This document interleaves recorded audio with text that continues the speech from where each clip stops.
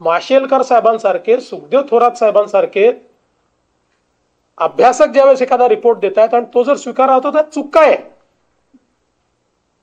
पण नेहमीच्या पद्धतीनं सत्तेत असलं की वेगळं बोलायचं, सत्तेतनं बाहेर आलं की वेगळं बोलायचं, सत्तेत असलं की रिफायनरीला विरोध करायचा, सत्तेच्या बाहेर असलं की रिफायनरीला विरोध करायचा, पुन्हा सत्तेत आलं की पत्र पाठवायचं केंद्र सरकारला, आमच्याकडे रिफायनरी करा.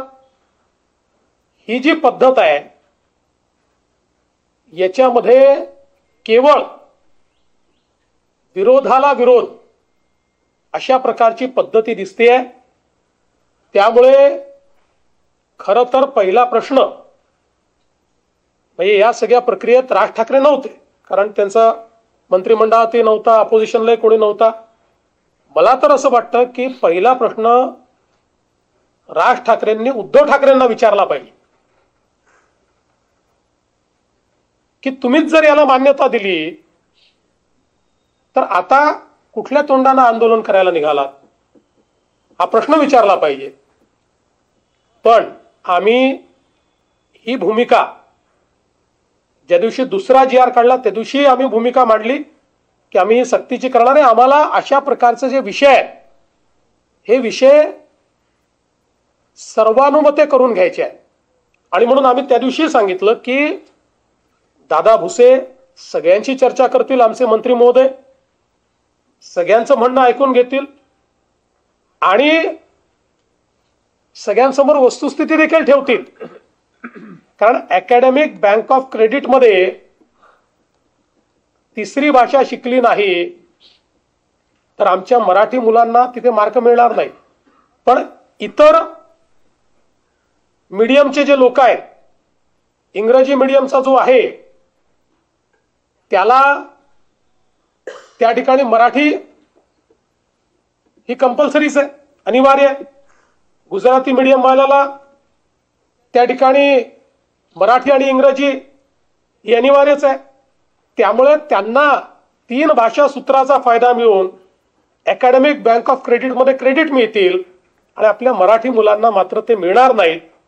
आणि मग या अकॅडमिक बँक ऑफ क्रेडिट च्या माध्यमातून उद्या ज्यावेळेस त्यांच्या प्रवेशाचा विषय येईल त्यावेळी आमचे मराठी मुलं नेमके तिथे मागे पडतील. आणि म्हणून या ही सगळी वस्तुस्थिती सगळ्या नेत्यांसमोर मांडावी, अभ्यासकांसमोर मांडावी. काही नवीन नेते देखील तयार झालेले आहेत, त्यांच्या समोर ती मांडावी आणि त्यानंतर एक सांगोपांग अशा प्रकारचा निर्णय घ्यावा.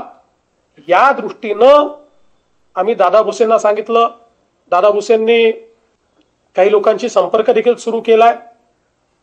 पण मला असं वाटतं की याच्यावर चुकीच्या पद्धतीचं राजकारण जे आहे हे करणं चाललंय. आणि म्हणून आज मंत्रिमंडळाच्या बैठकीमध्ये आम्ही याच्यावर सांगोपांग चर्चा केली आणि आम्ही असा निर्णय केलेला आहे की त्रिभाषा सूत्राच्या संदर्भात ही भाषा कुठल्या वर्गापासून लागू करावी, ती कशा प्रकारे करावी, कुठली करावी, काय मुलांना चॉईस द्यावा,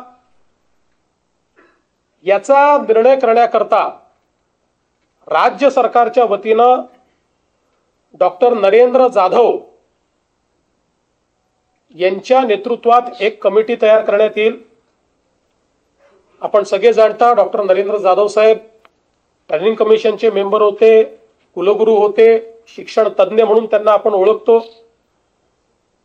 त्यामुळे त्यांच्या नेतृत्वामध्ये एक समिती या ठिकाणी तयार केली जाईल. त्यात काही सदस्य अजून असतील, त्यांची नावं लवकरच घोषित केली जातील.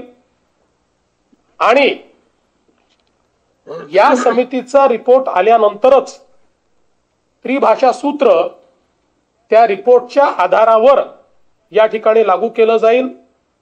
आणि म्हणून 16 एप्रिल 2025 आणि 17 जून 2025 हे दोन्ही शासन निर्णय आम्ही रद्द करण्याचा निर्णय घेतलेला आहे. हे दोन्ही शासन निर्णय या ठिकाणी रद्द आम्ही करतो आणि ही नव्याने समिती तयार करतो ही समिती त्रिभाषा सूत्राच्या संदर्भातलं सगळं सूत्र